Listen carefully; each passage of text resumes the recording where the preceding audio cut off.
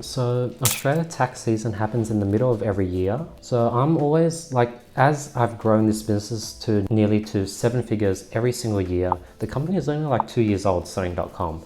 But I've realized that as the company grows, I need to start slowly becoming my own accountant, learning ways, figuring out the money, figuring out my cash flow, how much money reserves I should have, how I should distribute my money into ways where I'm not gonna be losing money due to inflation, best ways to handle taxes, how do I write off all the business expenses. And that's sort of what I've been really focused on over the last year, and I've learned a lot.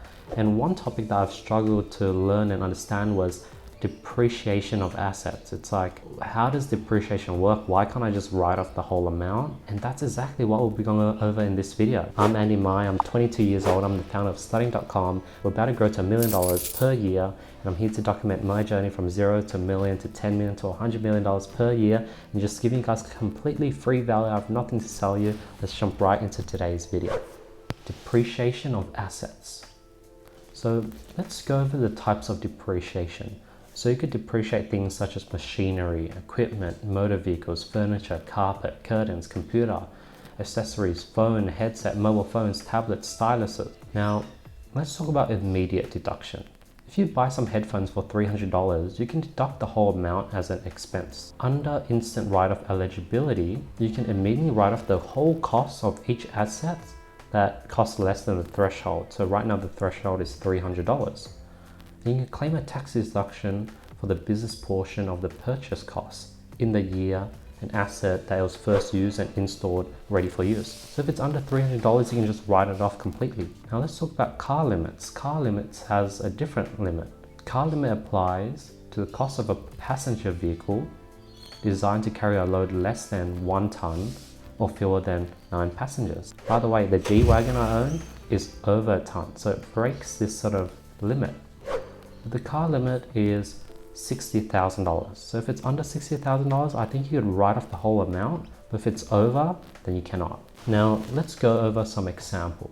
So let's say Mohammed purchased a new vehicle for $70,000 for his business. Now, the payload capacity is over 1 ton, 1,065 kilos. That means the car limit does not apply to him.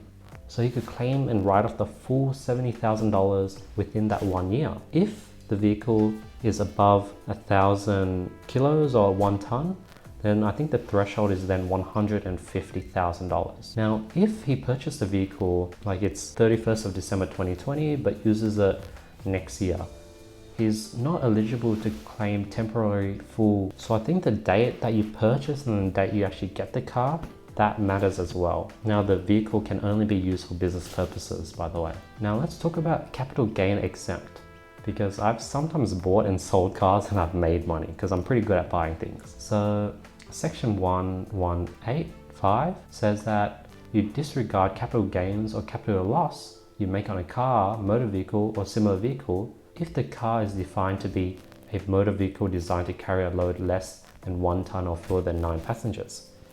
So if you have a car that is, a normal car basically, and you've made money reselling it, you can disregard capital gains. Now let's talk about the $300 cap.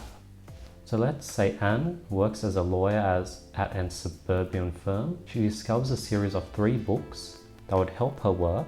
Now the series is marketed as a set, and each one needs each other, so she needs all 3. Now the 3 books cost together $600.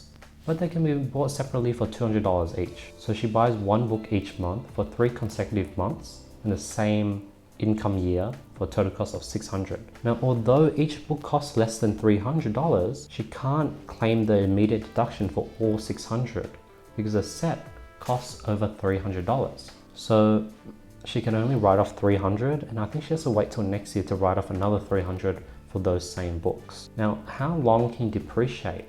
Basically, how long can you depreciate an asset? So you write off the $300 this year and $300 next year. You can basically drag it for the effective life of the asset, how long it would last from start to end. And then this also takes involved how the asset will be used. So let's show the diminishing value of a desktop computer. So you start, it costs $2,000. The first year you write off $1,000. So basically it cuts in half. It cuts in half again and again and again. So you can't write off the $2,000 in 1 year, but over a period of 10 years, you can take it from 2,000 down to zero, and you've basically written off the total cost of that laptop over 10 years. So that's the depreciation value. Now, I'm starting to understand it. Like, I'm pretty sure when you buy a laptop for 4,000, that's a $4,000 expense that you can just take off your balance sheet. I don't understand why you would depreciate a laptop over 10 years. So there's still some things I need to learn. I just wanted to go ahead and film this video to give you guys a look at what I'm learning, the things I have learned. I just want to give you the knowledge I've learned so that maybe you guys don't have to start from zero and just have the same confusion that I did. So hopefully this video does give you an insight into how taxes work, how depreciation works, how writing off things work. Like that car, the capital gain exempt, that's a pretty cool rule. So yeah, hope you guys like this video. But yeah, I just want to say thank you for everyone that supported the channel. I know I've really changed up the type of content I've been creating. These are the type of content that I love. Like, I'm documenting my day-to-day. I'm not trying to be high energy. I'm just trying to be myself. So those who are still here, still watching these type of videos, I just want to say thank you. I really do appreciate the support. You guys are the people that keep me motivated to just keep filming and document my journey. You know, I just hope there's people out there that are interested in my life, interested in the things I learn, to watch these videos, and hopefully these videos can end up being evergreen content that people keep watching in years to come, because each one of these videos are different topics because I'm learning new things every day. So I just want to say thank you. Drop a comment below, follow me on Instagram, hit the subscribe button, hit the notification bell, like this video. Other than that, I hope you guys have an amazing day, and I'll see you guys tomorrow with nothing but more value. Peace.